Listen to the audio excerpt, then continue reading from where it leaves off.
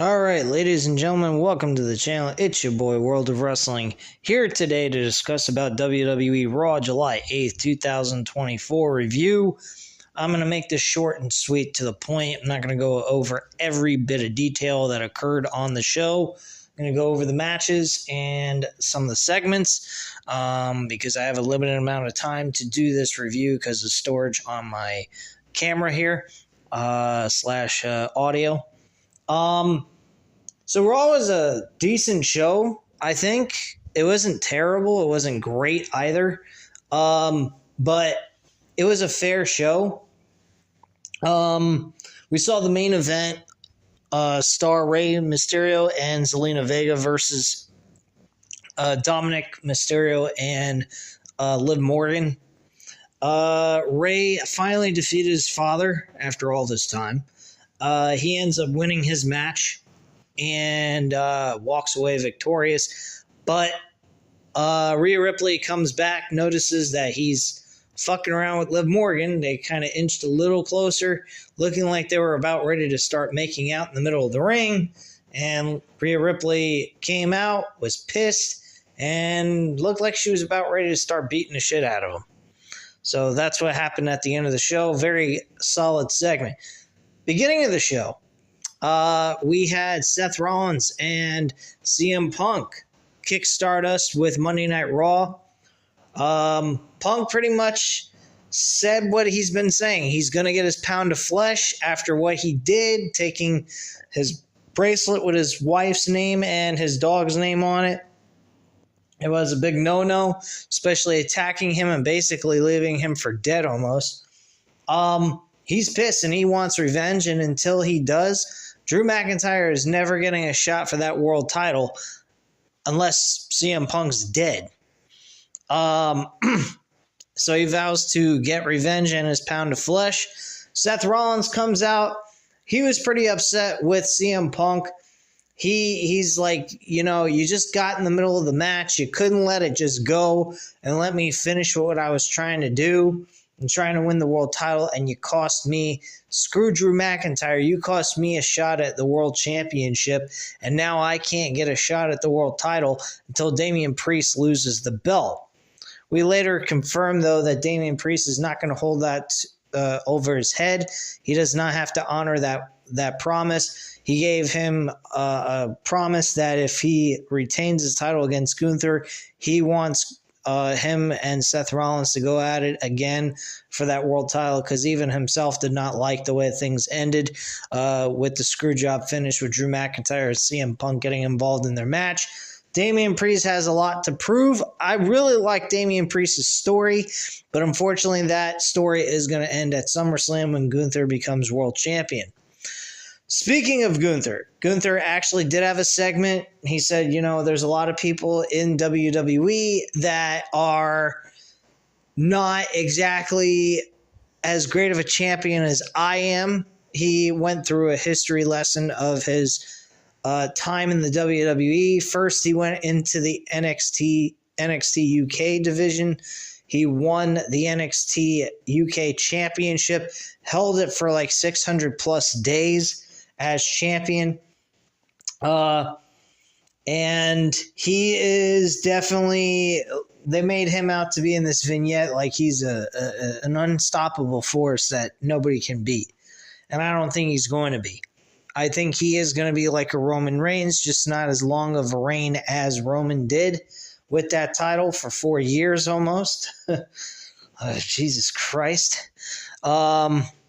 But yeah, I think Gunther is going to at least have a 1.5 year reign as champion. More than likely. But yeah, that's the direction I think they're going to go with that.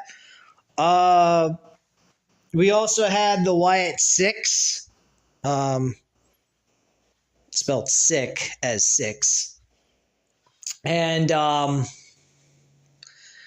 they kind of went a little deeper with this video after the Jey Uso Chad Gable match. That Chad Gable Jey Uso match kind of ended in a very shitty fashion because they continuously seem to interfere during Chad Gable's matches. And he's getting fed up of it. He wants Adam Pearce to do something about it. He's not very happy with what's going on there, and he feels like everybody's abandoning him and not really having his back on this, and he thinks that this is a bunch of crap. I don't blame him. I would feel the same way too.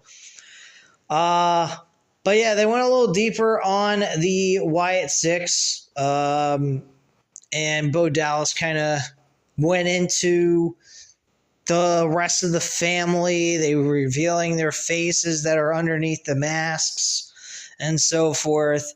So it was pretty interesting. I mean, it's still kind of silly, I guess. I mean, don't get me wrong. I absolutely love the horror genre type gimmick they're giving off with these promo videos that they're doing. They're using VHS tapes. Not exactly, but still the idea of them using a VHS tape as a representation of their video package is kind of interesting, if you ask me. Maybe they'll upgrade to DVD. Who knows? Anyway. But yeah, it pretty much was saying that Bo Dallas and the rest of his family are coming to Monday Night Raw, and yes, they are Wyatt sick. Basically, they're sick patients or something. You can call them sick, whatever you want to call them, but they are coming, is basically what he implemented into this. Series of matches on the card, not really all that intriguing to me. I think the stories were more intriguing than the matches. Sometimes Raw can be pretty boring for 3 hours, and you don't really pay much attention to the whole thing. John Cena, by the way, is retiring. He claimed that he's retiring at WrestleMania. Then apparently, from watching JD from New York 206's review of Money in the Bank, that during that press conference, he's actually going to be there all the way through till the end of 2005 in December. I need to go watch that press conference and see if that is confirmed, if that is what's going to happen.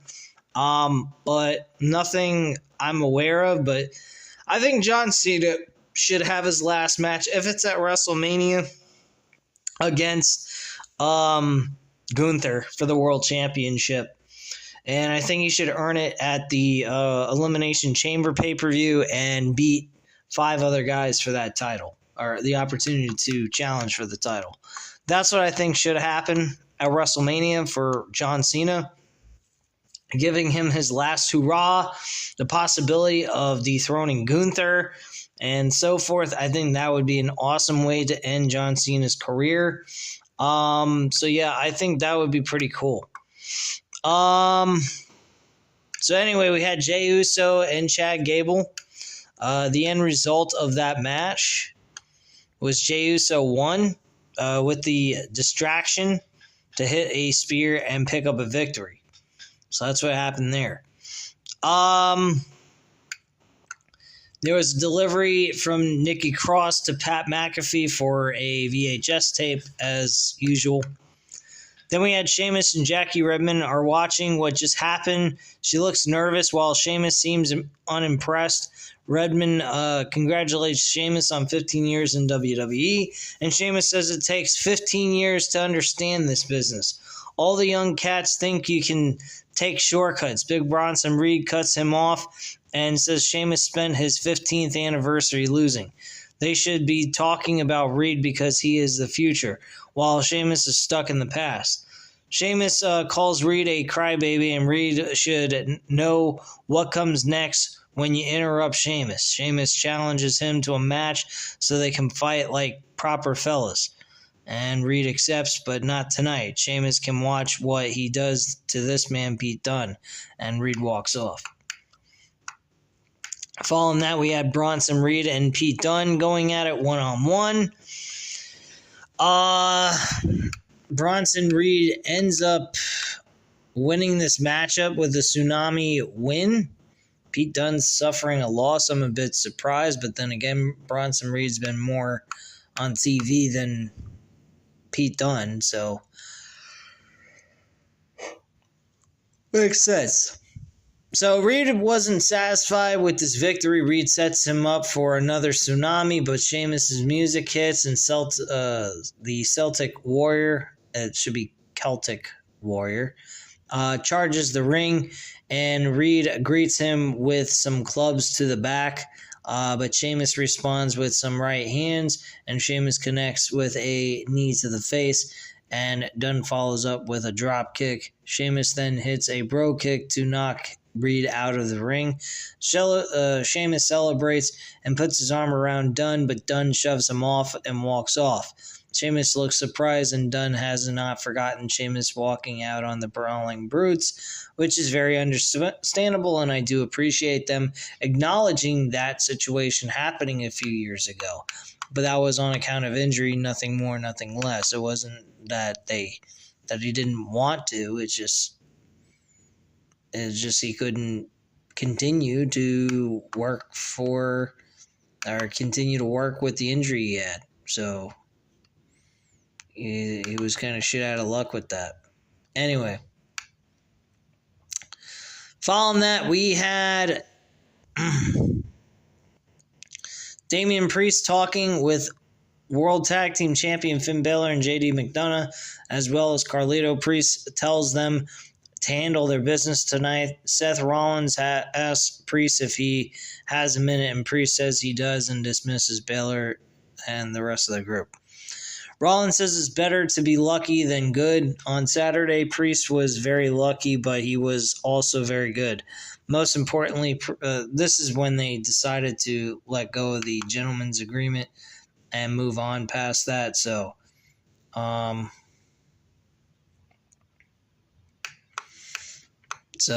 need to continue on with this. And that's that. We had Sami Zayn address what's next for him next. I actually love what Sami Zayn's been doing on Monday Night Raw. He's been one of the best things going right now, and I've been loving his work and what he has to offer here. So, I mean, he pretty much was talking about how he felt about the match with Braun Breaker and what he did with Braun Breaker this past Saturday. Braun Breaker then comes up and he states that, you may say that I need to be at the back of the line, and, and then he hesitates trying to say what he's going to do, and out of nowhere he spears Sami Zayn. Zayn is literally speared out of his shoes, and Breaker mounts Zayn and wildly punches away at him. WWE officials as well as Raw GM Adam Pearce run down to pull Breaker off. Breaker sidesteps them and continues to punch away at Zayn. They finally pull Breaker off, and Breaker gets out of the ring and looks like he's heading to the back before Breaker breaks away, speeds around ringside at an unreal pace, and hits Zayn with a spear, and Breaker heads to the back. Dragunov then confronts him as he goes to the back and is held off. Breaker sarcastically says he's so scared of Dragunov. Dragunov runs to ringside to check on Zayn. This match was booked later on in the show. It wasn't a bad match. It wasn't the greatest. I think they have a better ability to create a pay-per-view quality type of match. And I believe we might see them at some point face each other one-on-one on pay-per-view. I think Braun Breaker is going to win the Intercontinental Championship at SummerSlam, and I believe we're going to see Braun Breaker beat Sami Zayn at SummerSlam and then lose the championship at WrestleMania against Sheamus. That's what I think is going to happen. I think that's probably the best bet to go with, and Sheamus is going to finally get his IC Championship opportunity and finally take advantage of it and win. That's what I think is going to happen with him. Next, we have a six-man tag team match with the World Tag Team Champions Finn Balor and JD McDonough along with Carlito against Awesome Truth with Miz and R-Truth and Braun Strowman. Not that I really cared for this match, nor did I pay attention, but Finn Balor went ahead and got the W for his team. Finn Balor is the guy who has been racking up wins and looking like the leader of the group, despite Damian Priest being world champion. And Damian Priest has been winning too, but he's been kind of like off doing his own thing while everybody else in the group are all together doing their thing together. He's kind of on the side doing his shit. So there you go. GM Adam Pearce is in the office with CM Punk, and Pearce points out that Punk isn't medically cleared yet, and Punk is the reason why Pearce ate an elbow from Drew McIntyre, which forgot to mention Drew McIntyre is suspended, but that suspension will be lifted as long as Punk stays out of Dodge for a while until things cool down and we get things established with Drew McIntyre and CM Punk for SummerSlam. And that match will take place as long as CM Punk stays home with his family, spends time with them, recuperates, and gets himself ready for his match with Drew McIntyre. And that's what's going to happen. So that's basically what happened there. And CM Punk agreed he will keep his nose out of it and not get involved in anything with Drew McIntyre until he is medically cleared and ready to go for SummerSlam. And that's what we're getting. So it's confirmed. They just haven't officially confirmed it just yet. We're going to see what happens with Drew McIntyre at this point, and that's it. All right. Dominick Mysterio and Liv Morgan are in the Judgment Day clubhouse. Morgan wants to work on double team moves. Mysterio says he doesn't want to tag with her. All he wants is to beat his deadbeat dad, and Morgan says that's what she wants and tells Mysterio to relax since he's so tense. She pushes him onto the couch and starts to stretch his leg seductively. Mysterio likes it, and world champion Damian Priest walks in with Finn Balor, JD McDonough, and Carlito. They look like a fucking Scooby-Doo gang with JD McDonough and fucking Finn Balor. They're kind of like reaching their heads in past the wall, and they're like on top of each other. It was fucking funny as shit. Looks straight out of a fucking old school cartoon show. Carlito says, now that's cool. And Morgan tells Mysterio to feel better and walks off. Priest says he doesn't want to know what the hell that was. Mysterio should have been done with this. It's not that hard. And Carlito says it looks like it. Carlito says it looks hard to him, as if Dominick Mysterio got an erection. No blue chew for him, apparently. or any other erection assistance. Priest says he's starting to understand Mysterio's father more and more, and Mysterio promises to get this done and walks off. Priest says Mysterio will learn about the consequences. Balor mentions that Priest has news, but Priest says he'll let Mysterio find out later. I guess apparently that news is fucking Mami's returned, and Rhea Ripley is not going to be a happy camper. So we get a video from Damage Control. Io Sky is shown with Dakota Kai and Kairi Sane of Damage Control. Sky says Damage Control has lost control, so they need to change. Kai says they've been treated with nothing but disrespect. They're world-class talent and shouldn't be pushed aside by Caden Carter, Kanta Chance, and Lyra Valkyrie. Tonight, they'll push back and show what Damage Control can do. Zayn says they'll clip Lyra's wings and dance over Katana and Caden Carter. Sky says they'll take back control tonight. Whoop-de-fucky-do. Like anyone cares about Damage Control. I know I don't. Aja Dragunov versus Braun Breaker was next. After that, Braun Breaker ends up losing by disqualification. hitting him with a chair. Kind of made the match a little shitty. Match itself wasn't terrible, but the way it ended was kind of crappy. So Breakker grabs Dragunov, who is bleeding from the shin, and puts him in the ring. Breakker chokes him with his boot in the corner, and WWE IC Champion Sami Zayn, avoiding the grasp of the WWE officials, runs down to the ring for the save. Zayn attacks Breakker and clotheslines him over the top rope. Zayn checks on Dragunov, but Breakker pulls him out of the ring and drives him into the ring post. Breakker sends Zayn over the commentary table. Dragunov attacks Breakker, but Breakker cuts him off and sends him over the commentary table. And Breakker stands on the table and pulls his straps down in victory. So Breakker, again, is looking like one hell of a fucking badass.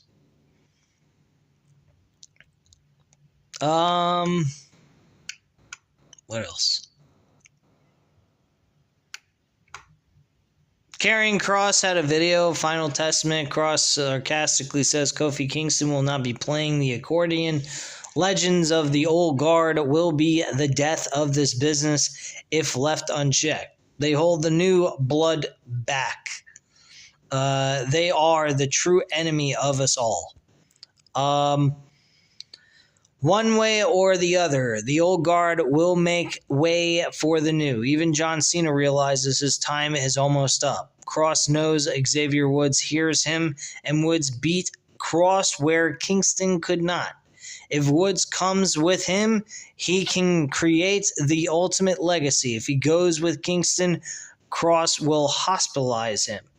The New Day is dead. Woods is the last to realize, and Kross says, so saith the Final Testament.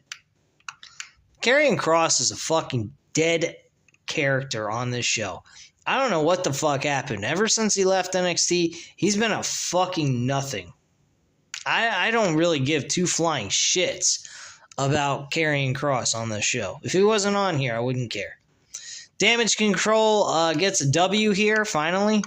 They've been losing quite a bit, with Io Sky picking up the victory, of course. Shayna Baszler, Zoe Stark run in with Sonya Deville. Apparently, finally, they've given in to Sonya Deville's request to be part of the group.